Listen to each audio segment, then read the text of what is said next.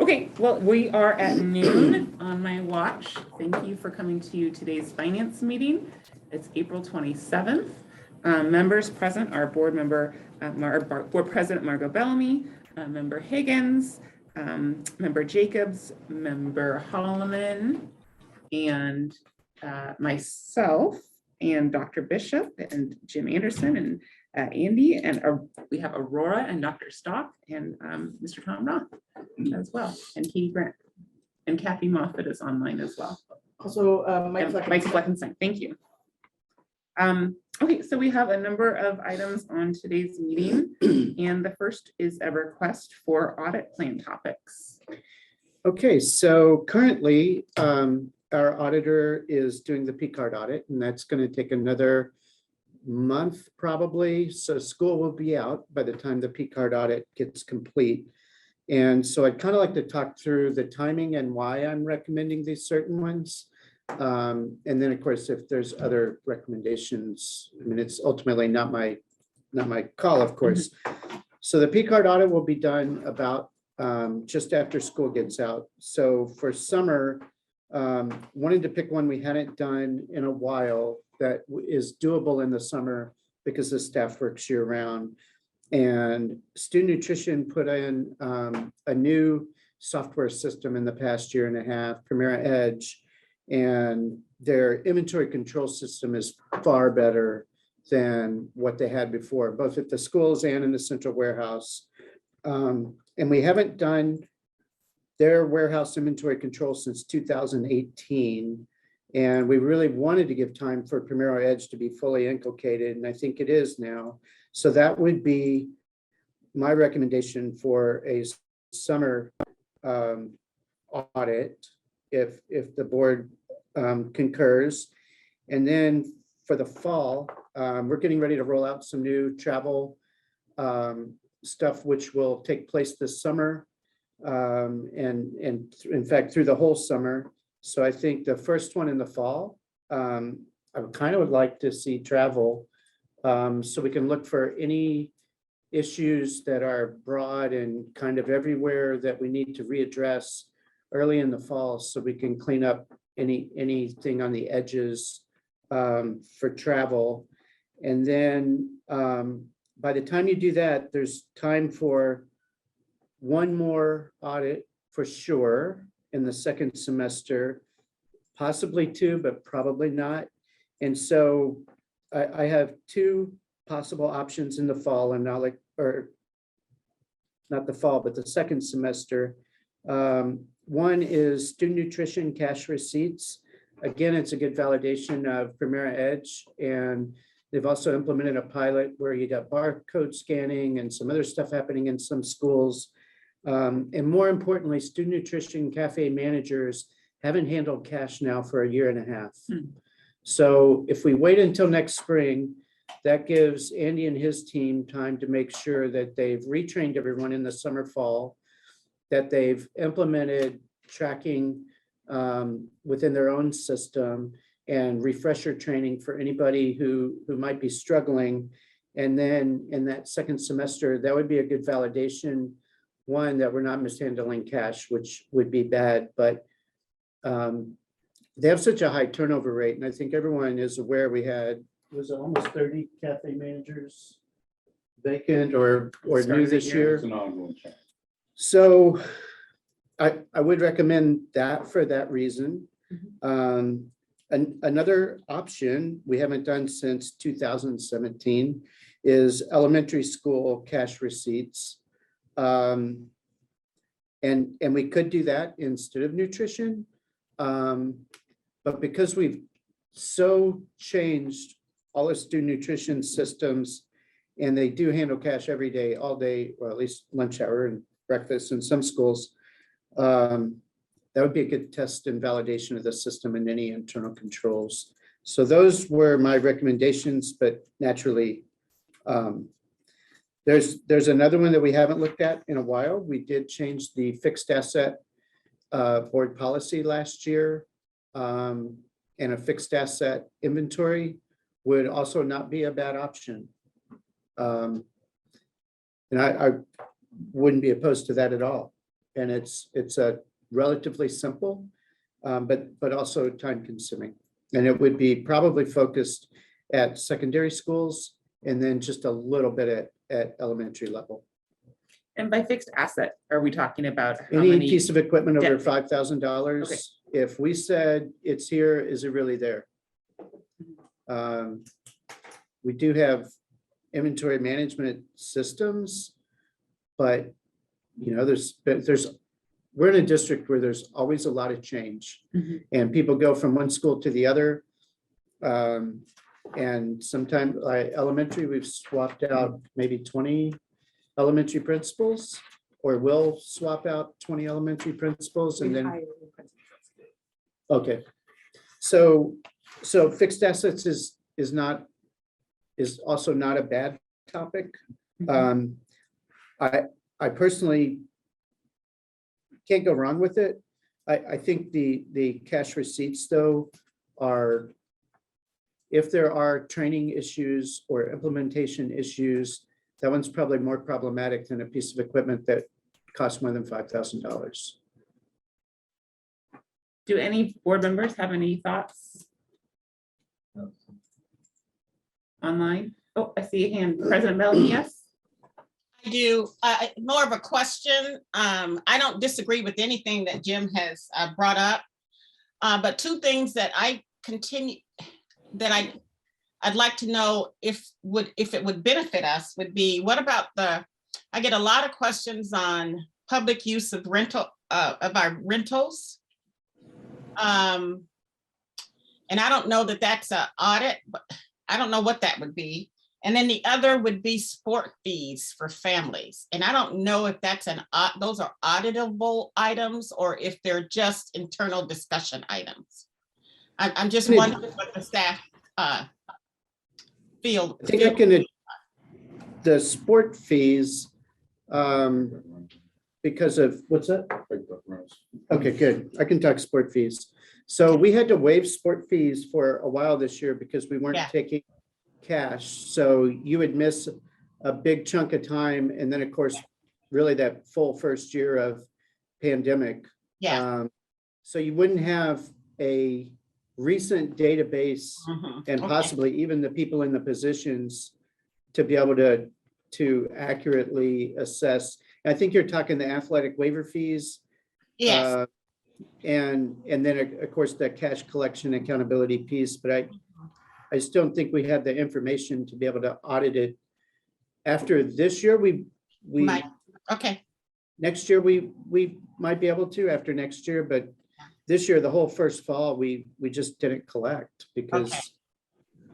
And that makes sense. That makes sense. Thank you.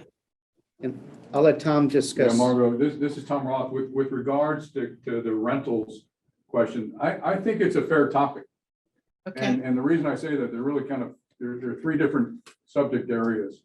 The first would be in terms of, our policies and our administrative regulations, kind of a look at compliance to make sure that we are fairly applying those to the request. Okay. Another topic would be on the fees that we charge. We do a tiered fee system depending on the type of organization, whether it's a for-profit, nonprofit, student focus, et cetera. Do those fees accurately reflect? I mean, we're not in the profit business, but do they accurately reflect what would be a somewhat fair market value that at least is covering costs for the district? And then the last piece kind of tied to that is whether or not, based on those findings, would the district look to modify, what those fee structures are and how they're applied. So I think it's a fair topic to look at. Okay. Well, thank you, Tom. Jim, Madam Chair, can I have a follow-up? Please. Okay. So Jim, would the same apply with the COVID disruption, would we want to probably wait another year for both those, or because we weren't renting our buildings for almost 2 years, at least a year and a half. Yeah. So I think with regards to the Primero Edge, I think the validation would be before this conversion, you had a disconnect between the front side of the operation and the back side. Mhm. The warehouse ordering, not really knowing what is being consumed. I think that this would validate that the Primero Edge program is allowing that interoperability where the warehouse is ordering based on the consumption rate of commodities. So I think that's okay. I mean, Okay. with the cash collection in schools, I think there probably is something to what your question is, Margot, in that we haven't had any need to charge students because since COVID started, it's all been completely funded through the federal government. Mhm. There is going to be a significant, I think, learning process for cafe managers that maybe an additional year would not be a bad thing to do to give the organization time to train and for employees to kind of build those skill sets. Okay. All right. Thank you. Thank you, staff. Thank you, Madam Chair. Yeah, Member Jacobs, you have your hand up? Thank you, Madam Chair. A question regarding the fixed asset audit. Could I just confirm the last time that was done? I think I heard 2017. And then does anyone know offhand what sort of findings resulted from the audit? I didn't write down the last fixed asset control. It was in the 17-18 timeframe. We've significantly changed the way we do fixed assets and the dollar value of the fixed assets since then. So I'm not sure the findings. We could get back with you. I mean, I can get something for the next finance meeting. Or in Board Connect. We'll just- We can send out, we have links to the audits too. Yeah. Mhm. I read it. It's been several years. I don't remember. I'm looking back at our June 20th, our June 2021 meeting. I don't see that one listed. It's on been a here, so while. maybe It it's was been a little while. about the time Dr. Bishop hired me, maybe the year before. It was about that. I remember one back in 2016, maybe, So that was it. but I don't remember the results. I 'Cause believe- I We can had, get that in their Board Connect. Okay. Okay. All RPS on the meeting site. Mhm. Did you have a follow-up, Member Jacobs? Yeah, thank you, Madam Chair. I guess I think President Bellamy made some points that, and then Mr. Roth made some points that staff will be acclimating to different procedures based on how COVID pandemic policies end or transition to other policies going forward. And so the fixed asset topic, I think, is relevant and of interest. And so I'm for doing that sooner than later. But I'm not, I guess the plan that Mr. Anderson laid out, I don't think is unreasonable. So, thank you. Okay, well, so we have a set of suggestions, a set of additional ideas. It sounded to me like the items that Member Bellamy brought up, the rentals and the sports fees, might be more effective if we do it in another year. So maybe we can hold on to those and add those to it. Is there a running list? Yes, I have a Okay. running list. I mean, Okay, I went back to 2017 and worked my way up to figure out what had it been for a while. so, yeah, Okay. Oh. I just want to go to my name on the list. Go ahead. okay, raise it, speak up. I guess I know the history of a little bit of the extracurricular activity funds and all the problems associated with it. And at one time, the board had to meet with every principal that was screwing it up, and that got to be so onerous and not very productive. Then they stopped it, and I think it was a year or two after that, they arrested somebody for a large amount of theft associated with it. I guess my question is, how we stand right now on that part, because I know after I left, I listened to some of those PTA type groups complaining about what they're spending it on in accounting. How are we doing on the extracurricular activity funds now? Is that an issue still or not? Well, it certainly could be on the list. We've changed policy. COVID, a lot of things did change during COVID as well, right? So we didn't have those large volumes of cash. Like a couple of years ago, if you were at East High and it was the start of school on a Friday, they could have upwards of $7,000 or $8,000 in cash that they're depositing. And then we really went to the online, really encouraging online payment. And that reduced cash significantly. And of course, your biggest risk is, the biggest risk always is cash versus, I have something. Yes. I think since the last time you were on the board, because there was such a major problem, I remember, It was. we went from individual, I forget what the accounting term is. Decentralized. We had decentralized accounting where every school had their own account things. Since you were off the board and into the board, we went to centralized accounting and it's all online. So from Aurora's office, she can look at their accounts and has access to them And what they spend. 24/7. well, they no longer have Okay. private They bank don't have- They don't accounts. have- they don't I'm taking that extra It's step. a That was centralized, my yeah. concern. They used to have their The whole own system. checks Yeah. and they could, We're right? in a centralized system now, not decentralized. So Yeah. we see the money, the accounts, everything. They have to bring them here and it's really helped with that. Okay, and. I remember that was hit the my concern, newspaper and everything. You understand where I'm Yeah. coming from? Yeah, Okay, thank you. the whole system changed. Yeah. Well, I guess I'd like to hear from the committee members who are member Higgins and member Jacobs is the other finance committee member. Do each of you agree with the summer student nutrition software audit? Or That's the the warehouse inventory controls warehouse with inventory, the okay. new software. warehouse? Okay, so let's do that one. And the travel policies, the travel policy recommendation for the fall. Mhm. And then for the spring, we could do the fixed assets, the elementary school cash receipts, or the nutrition cash receipts. Those were the three options that I had written down. Is that right? Did I get the name? Yes.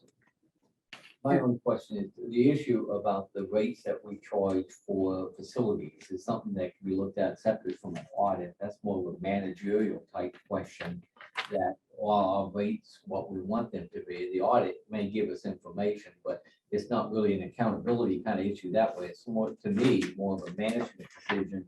Do we want to increase the rates or do we want to allow them to be lower? And we may vary based upon the type of program it is and how supportive it is to the school district for what we're doing with kids versus somebody external to the school district completely. Actually, that structure is in place. So if it's a school-run activity, it's a school-run activity, there's no charges. But if it's say a for-profit organization that wants to use a facility, they will be charged at a higher rate than a not-for-profit organization or some other church group of, I was thinking like Boy Scouts, so it would be towards them, that. that would be a nonprofit. And in some cases, again, you can, we try to be pretty receptive to if it's a student event where students are directly involved in participating. It's a school event, so it's not something that will be a rentals type contract between the district and the. Kind of relevant. If there are kids. And we haven't done fixed asset in a while if it's 2016. That seems like So- it goes farther into the Wayback Machine. Mhm. Board member, or finance committee members, then how do you feel about the fixed, is the preference for the fixed asset? Member Jacobs? Madam Chair, I would agree with that, prioritizing that asset if it's that far back. Thank you. Okay. And that sounds like a plan. And we normally pick one or two special studies, but we don't have to pick those today. Okay, And those are just in between breaks. If there's 45 days before school starts and she's already finished the audit, is there something you want to look at? And we can discuss that at any time. Those are real quick. I feel like that should be, let's put that for a follow-up for, the board reorganization is tonight. And maybe that can be a follow-up for the finance committee as it moves forward. Perfect. mean, it's not. I remember no one wanted this, and you have done a great job this year.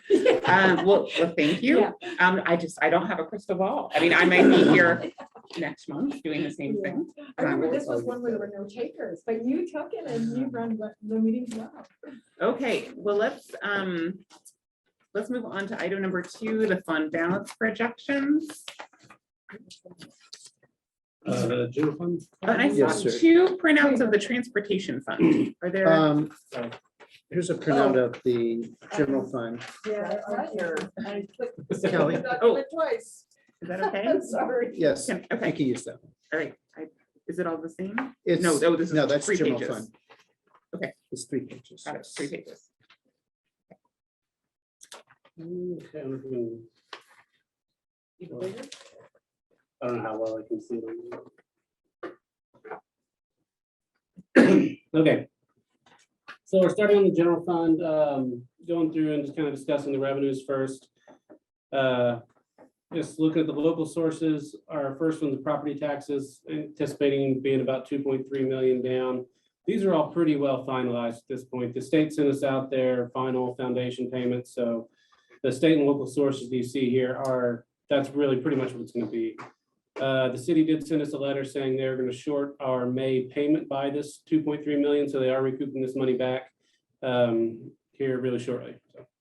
So that is, we're not going to be able to redirect that to other purposes. It's going to go back to the city for whatever purposes they have.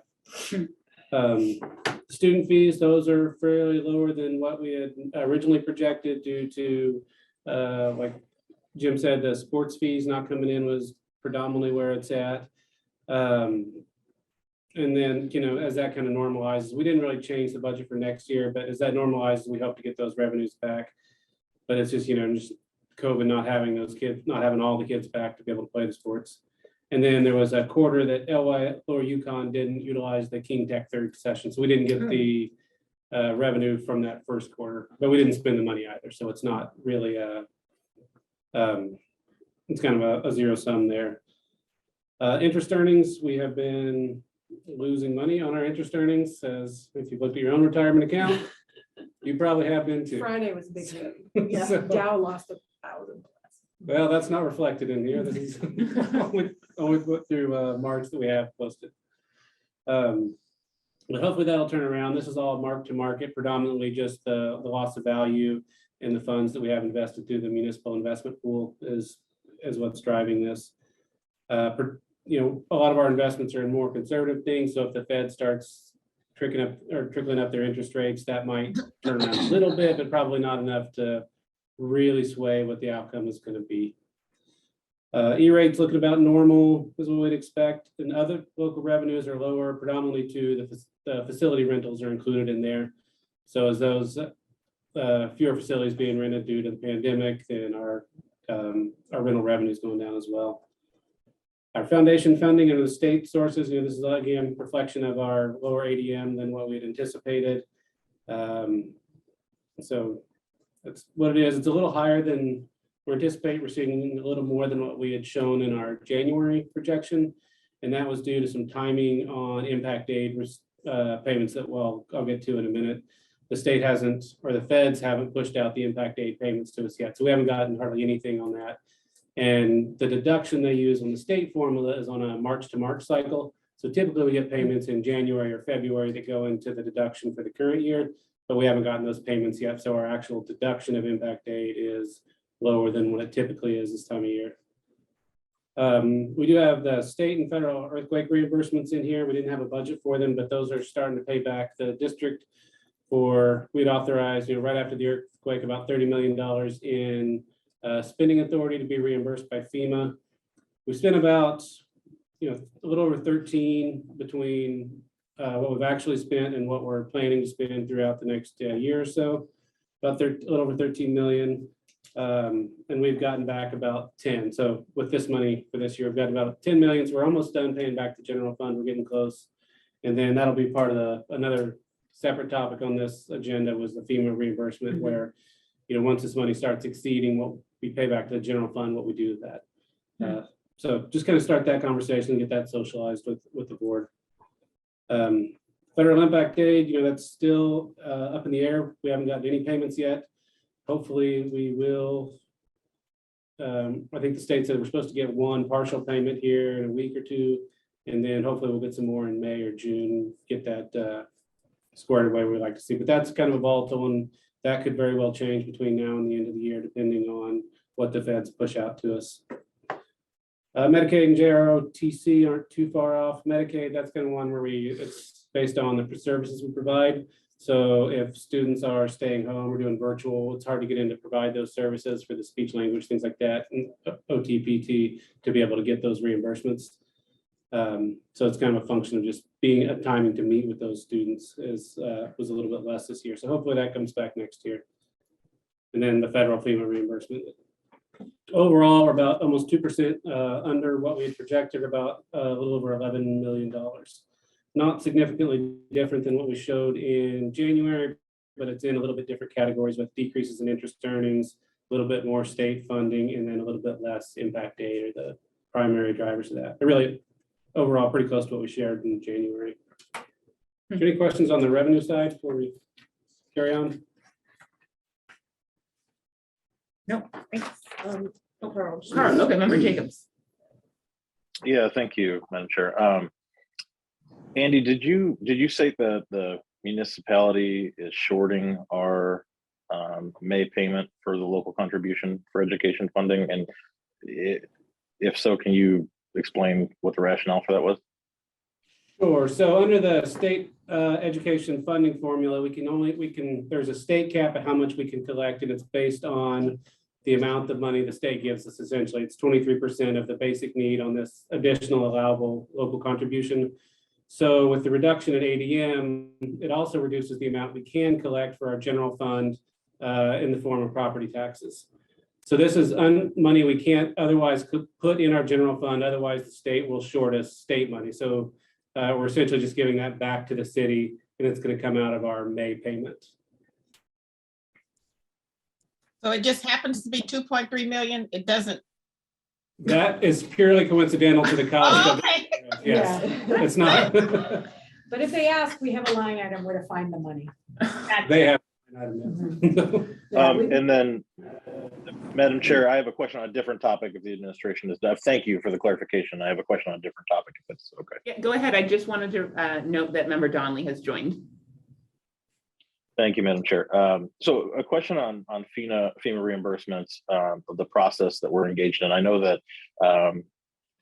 we had a great presentation from Mr. Vikalis last year, actually, regarding the process the district was working through to, which is multi-layered between the state and our federal partners to get reimbursement for outstanding projects. Is there any other general information that you can share as to where we are on that journey? I know the municipality is doing the same thing for some of their COVID funds as well as their earthquake repairs. Any general updates there? So to Member Jacobs, this is Tom Roth. So the board is going to see, I mean, we are pushing right now to get a number of earthquake repair projects through the school board for approval of contract. It's a pretty deliberate process. You did describe that. In terms of updates, nothing specific. I would comment though with regards to the federal funding and what we're seeing in some of our bids coming back on some of these construction projects, that the costs are actually exceeding the initial cost projections. So what that means to us, and it ties to FEMA and the state, that for everything that is earthquake specific, if it costs more than what we had initially agreed to with FEMA, that we will go back and request an adjustment to reflect what are the actual costs. So it's an ongoing negotiation. We expect this is going to continue for at least the next 18 to 24 months, would be my prediction. We are getting a little bit long in the tooth in terms of the timeline for how long FEMA is receptive to the district and the continuation of negotiations over projects. And they kind of want us to get done with it. So we're pushing this topic pretty hard. Did you have Thank a you. I follow? appreciate the, oh, yeah, thank you, Madam Chair. No, I just appreciate the information. I appreciate it, Mr. Roth. Thank you. Okay, Member Higgins? Have you got any idea of the inflationary projection associated with project at this point? I mean, I'm looking at, I see the nationwide projections. I personally have seen the impact of getting estimates on places in my house. It's going through the ceiling and everything else, but the labor costs, the parts, the supply, everything about it seems to be going up this year, probably a double digit Yes. kind of approach. I'm just wondering what you've seen. So to Member Higgins' question, the question is, you know, what have we been seeing really of late? And yes, we are seeing, I think the trend is certainly inflationary for labor and for materials, but it's kind of all over the map. I would say there's not a consistency. In some cases, we've seen projects that are coming in, the bids coming in pretty close to what we projected. And then others are greater than 100% more.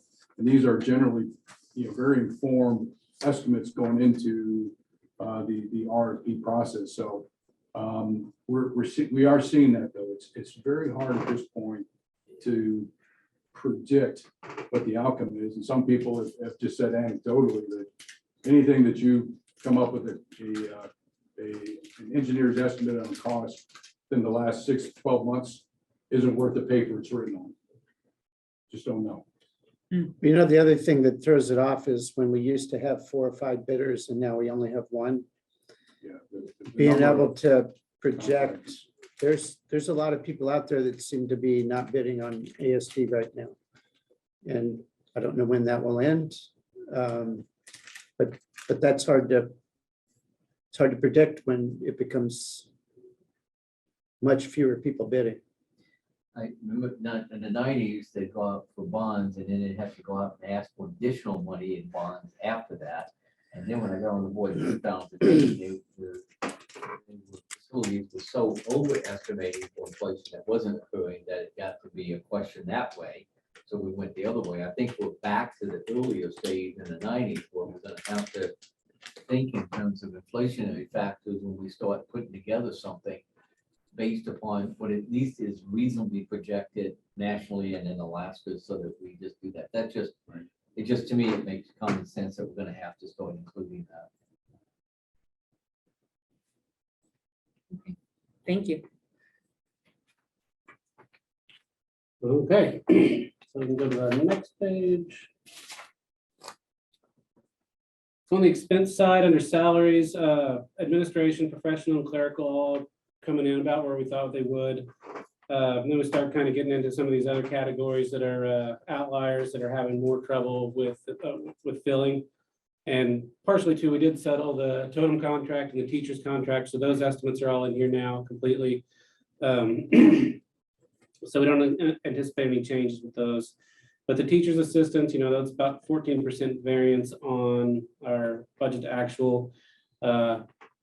That's been pretty common the last few years, particularly in special education. We're having a harder time filling those positions. So as you see, like the next line on substitutes, some of those are used to fill some of those TA positions that aren't getting, you know, just to be able to support those programs. And then, you know, having the vacancies in the certificated below that too, which is about $1.5 million to the good, even after we've settled the contracts. You know, those substitutes just keep, we have the need for more of them too, and that's just the reality we're at. We can't fill all these positions. Aside from that, operations and maintenance has about $1 million. That's vacancy rates within, predominantly within the operations side with our custodians and BPOs, but also they have some in maintenance that are causing that too, but not a whole lot off of what their historical averages are. Aside from that, about $3 million down or above budget on our salaries. And then looking down to benefits, we did have several folks waive insurance, or with all that turnover and the vacancies, we have all that excess medical not paying out that that money for the folks that waive insurance. But that turnover, especially within the TAs where they'll start for a couple of months and then leave, that process really adds a lot into this, as well as we don't start paying until after 60 days. There's a 60-day wait on our medical insurance contributions. So as the folks turn over who otherwise would be benefit eligible, never actually receive those benefits due to the timing. So overall, and then the other one I wanted to mention on that in other benefits, there's about $2.5 million left over. About $1.5 million of that is projected to be workers' comp claims. We've accrued more than what we've actually planned to expense, which is a good thing. So our cost of workers' comp is less than what we project. So that just kind of comes back in the form of credits to each account. So overall, about $7 million almost under budget on the benefit side. So together, it's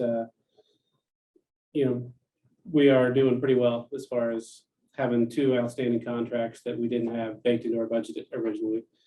For next year, we have increased our attrition estimates. So hopefully some of that money there will be recaptured when if these positions remain unfilled and if we continue with these nationwide trends of not being able to fill these things, then we should be able to meet our attrition targets for next year.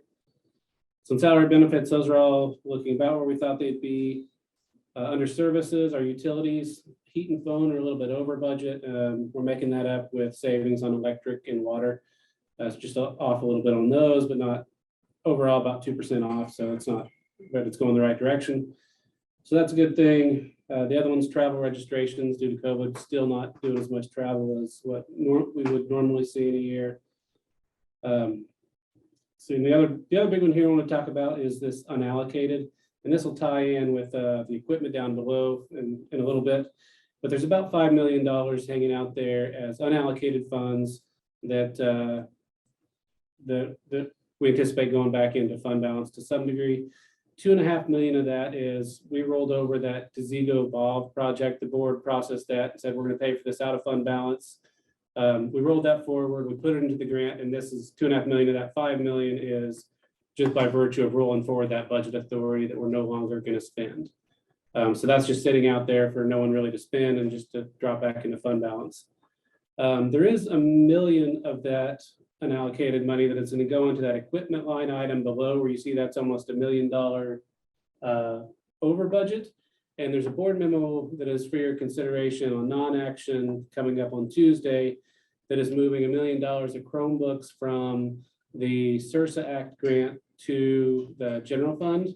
And we're doing this because of there's a reimbursement program through the federal government that'll reimburse the cost of these Chromebooks.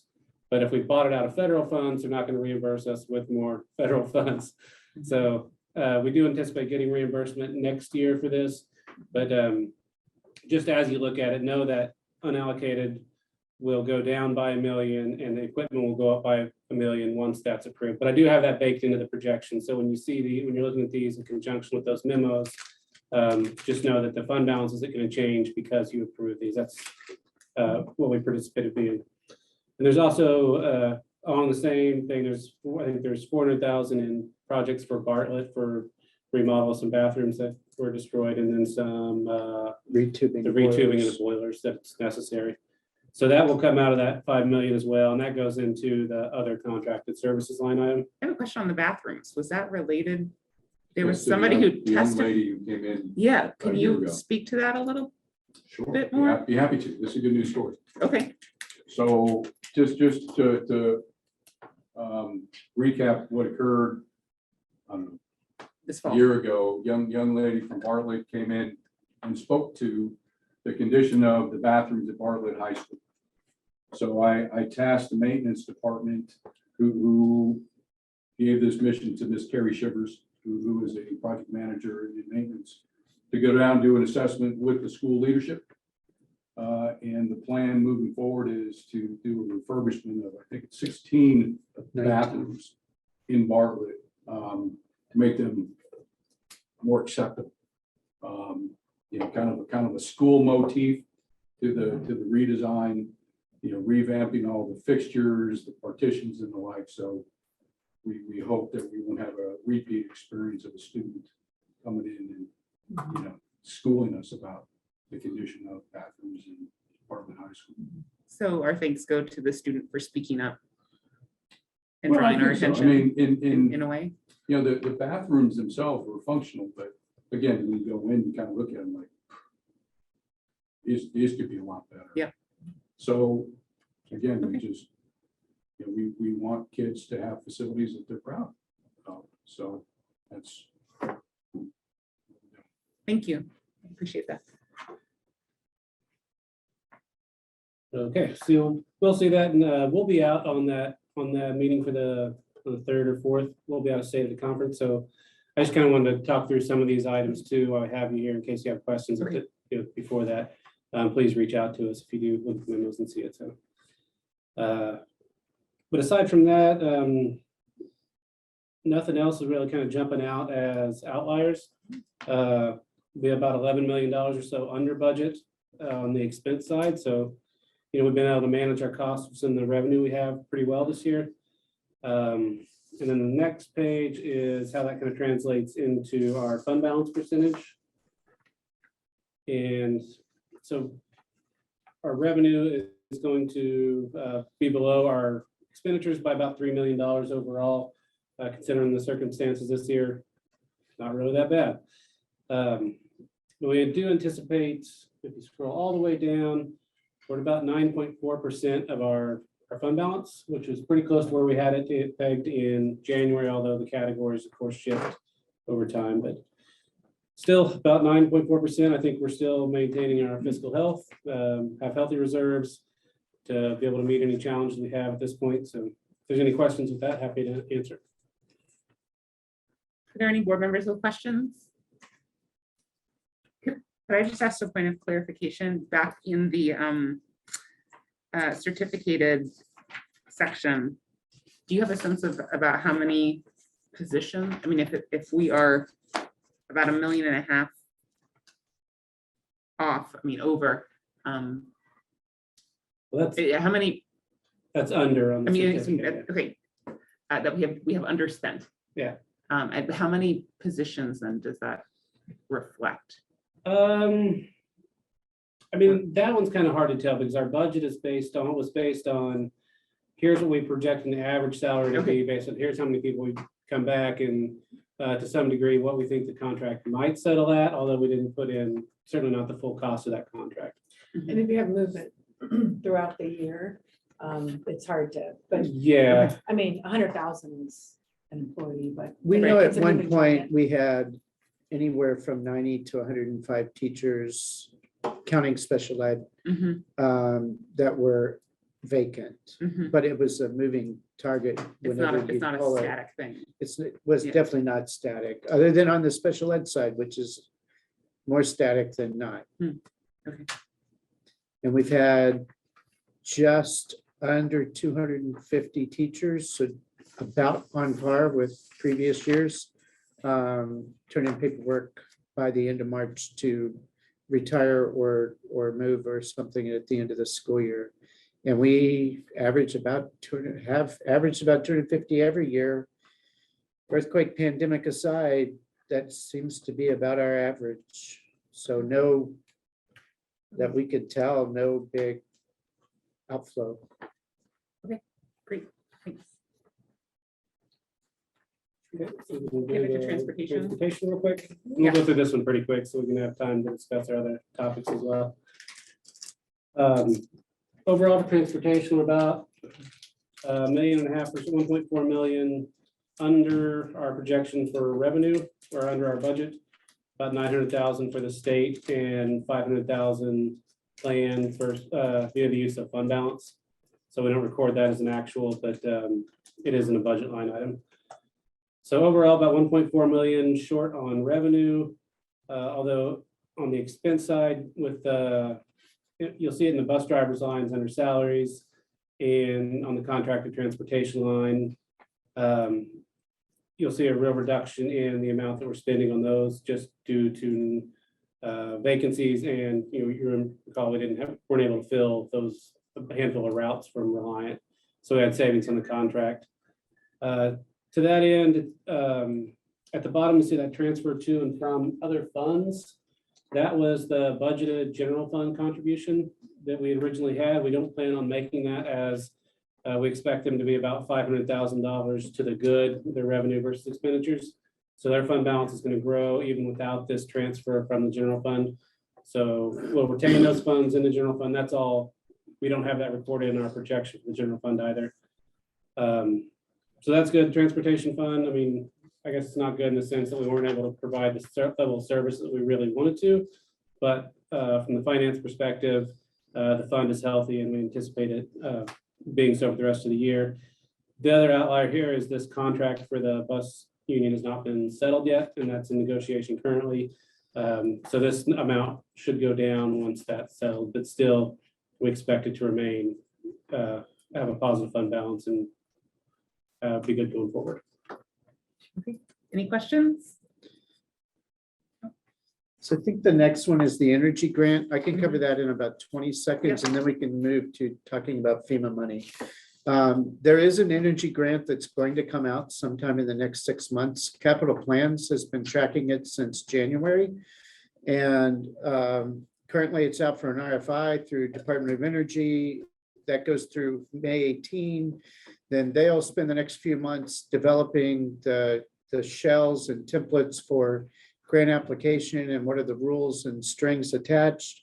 And so probably sometime next fall, there will be a $500 million grant open to all of the 100,000 plus schools in the US for energy improvements. And it's everything from ventilation to heating to anything that makes the environment safer. But we're months and months away from planning it or from being able to compete. We don't even know what the rules are. But when it does, Capital Plans has been tracking it and looking at this grant since it first came out to make sure that we're positioned with a 1 to N list once we know the rules. And okay, so next, because we got about 12 minutes, if there's no questions, Tom and I would like to make sure the board, because most of you weren't here for the earthquake, understands what we talk about and what we envision when we're talking about FEMA money. But I'll defer to board members first. I would appreciate. So everyone remembers the earthquake, of course, but shortly after the earthquake occurred, the school board at the time approved general fund money to be used for emergency repairs. And because we used general fund money, we knew that as we started to get FEMA inbound money coming in, we would apply it first to the general fund. And then once the general fund catches up, then you're going to have all the remaining FEMA money that comes in. And at some point, the board will have to make a decision on that. And I will hand off to Tom on that piece of it. But where we stand right now is when we look at everything that Carrie Shivers has planned this summer and next summer, because these are maintenance projects, everything from carpet to paint to whatever, we think that we will have spent about 13 million and we've received about 10 million. So for the next few million that comes in, we don't need to go to the board and ask for decisions, but then we need the board to be thinking about your possible options for the remainder of the money. It is slow coming in. They just recently, 2 months ago, changed from a 75 federal, 25 state split to a 90-10 split. So all the documentation had to be completely redone and reset, and that put a big delay on everybody's part to include the state. But things will start moving. And so I think our general recommendation to the board, in principle, I mean, we would, based on any specific projects that we would bring forward to the board, but in principle, we would ask that the board direct monies that come in from FEMA and the state for earthquake repair reimbursement, that those monies would be transitioned to Fund 3 to continue capital projects. And part of it is, you may have noticed in some of these earthquake repair projects, we only get reimbursed for earthquake repair, but the projects are also inclusive of earthquake mitigation reinforcements, like ceiling tiles and the like, that we are wanting to improve the resiliency of our school buildings in anticipation of the next event. So the costs that we're actually expending on these repairs are greater than just earthquake damage. So that's part of what we are looking for use of these funds.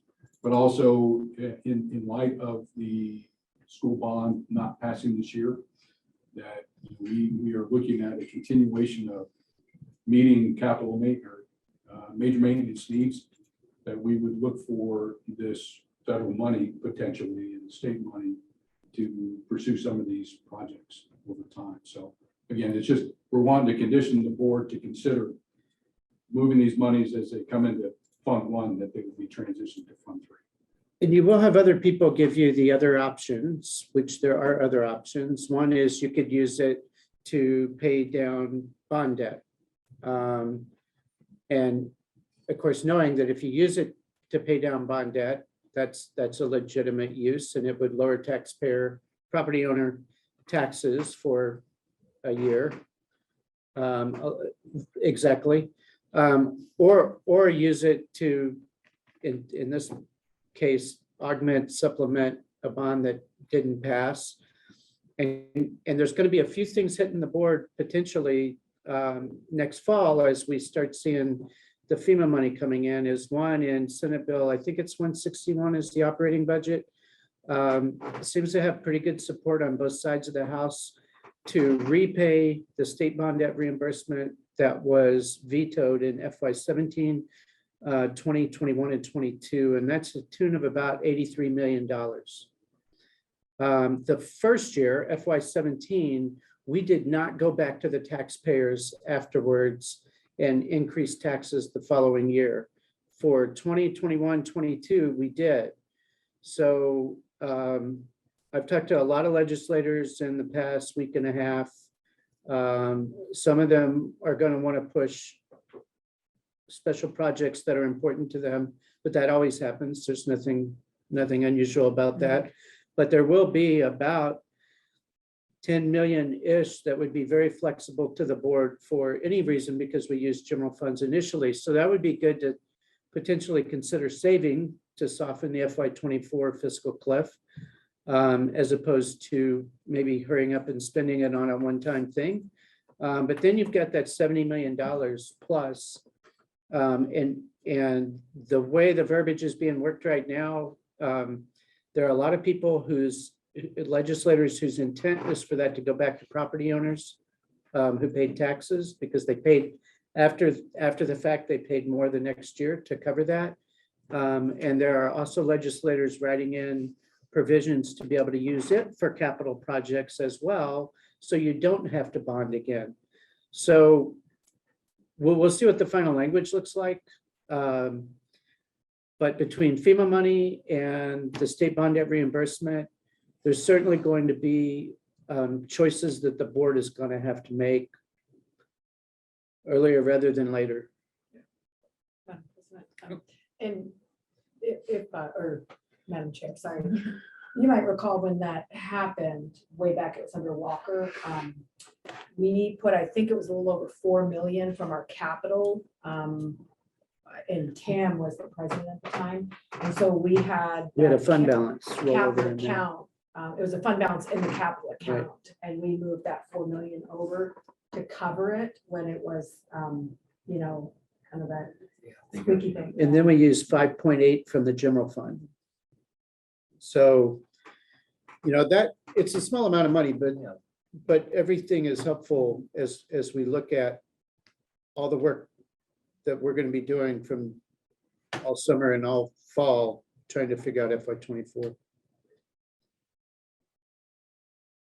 Yeah, Member Higgins. The FEMA money is not limited, though. It's not restricted, because we use the general fund to make up the difference. So that's open. I appreciate the fact that referring to the bonds too. We got so many issues on the table at the same time. But we're going to go forward with the bond. What would we do? When would we do it? At one time, the plan was always to go in November and go with separate bonds and try to get it through that way to go ahead and keep things moving within the critical parts that we need. That's still an option. We still have, I know we've got a new superintendent coming in to be here the 19th. He has plans to try to accelerate whatever he wants to do with spending to address the academic issues. And I don't want to restrict him or make any decisions right now without that involvement, because that's his decision to at least give us recommendations on it. So we got a lot of, between if we only got a couple of years here to make a change, because after that, we're off the cliff. I mean, we're not gonna get enough from the state to really do much more, but we got the federal funds that we still have out there. We've got this money coming in.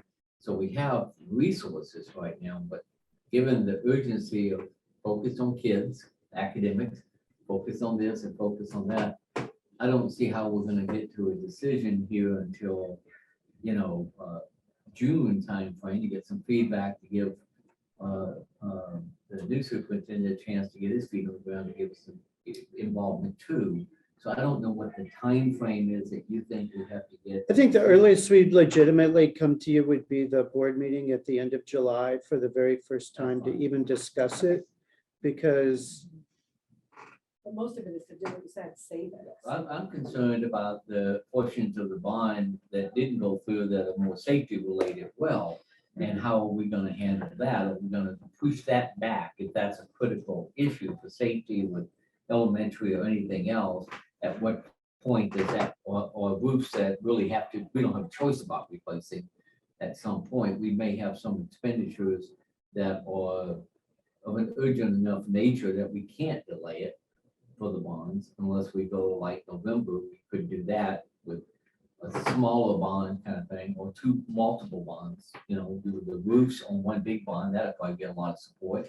Put the other bonds separately and go out and do something that way. If it's not worth waiting until April, that could be an option. well, I think a couple things. One is the state funding. If we get the money back from withheld state bond debt reimbursement, if the verbiage stays like it is, that gives you flexibility.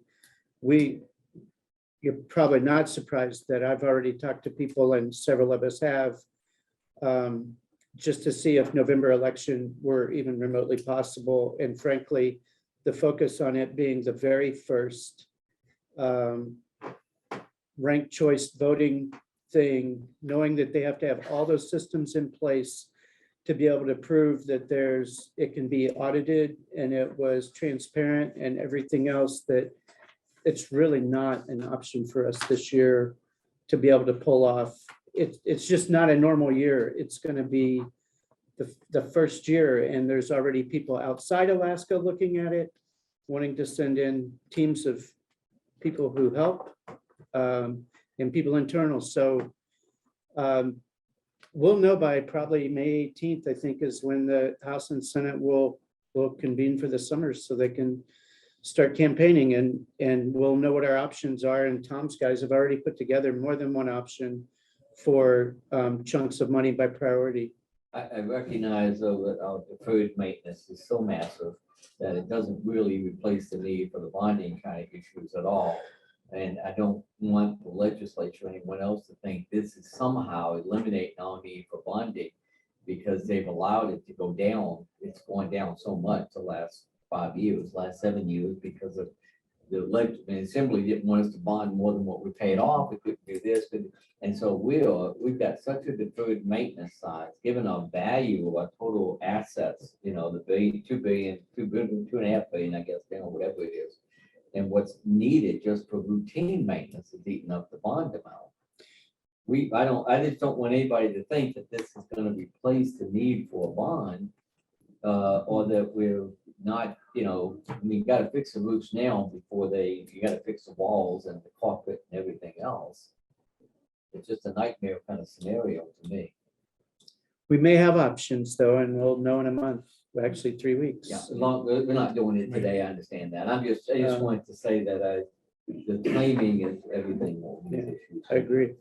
One of the benefits, if I might, going forward, which we've experienced, of paying for things that we've needed on the state CIP, is starting to come back. I mean, we're winning Yes. because they have already been paid for, the projects have been done.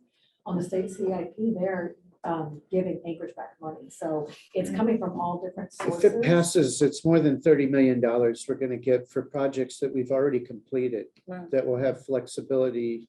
But right now, without going into much detail, if we can wait till after May 18th, we can get more accurate numbers and assessments and potential way ahead. I had legislators talking about how the administration was somehow underhanded trying to provide this type of funding for these rural schools without impacting the equity funding issues Right. and all that. So there's been games being played where we've been left out. So we're catching up. That's fair game. The beauty of the state law is when they cut state bond debt reimbursement and the rural areas didn't pick up on it initially, it also cut all the RAA funding by the same percentage.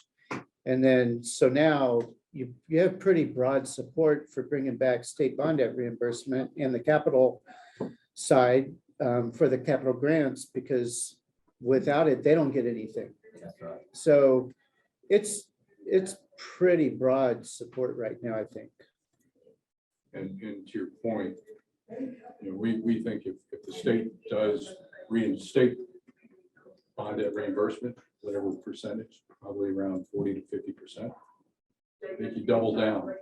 We would be irresponsible, I think, as a community to not take that 50% payback on every dollar spent. That we can in fact get pretty